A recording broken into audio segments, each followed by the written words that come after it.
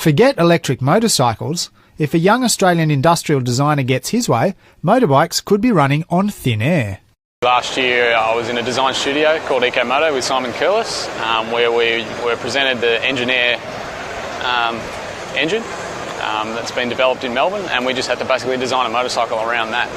RMIT graduate Dean Benstead has built a dirt bike which runs on compressed air, coming out of a standard scuba diving tank. Basically the geometry is of the conventional 250 motocrosser.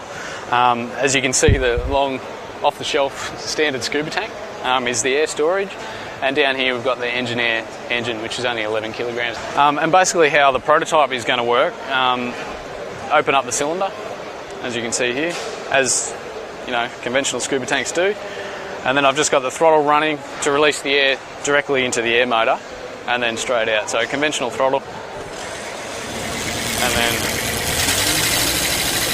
chain drive, which is fairly low tech and simple stuff.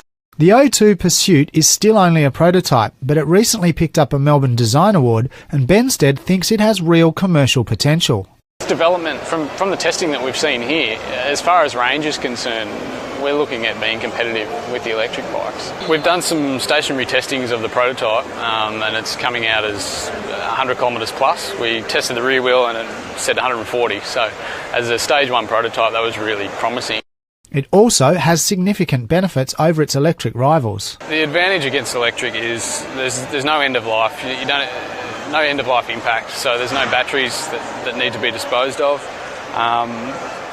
When the air comes out, it's in the same state as it was when you compressed it. You haven't technically used anything.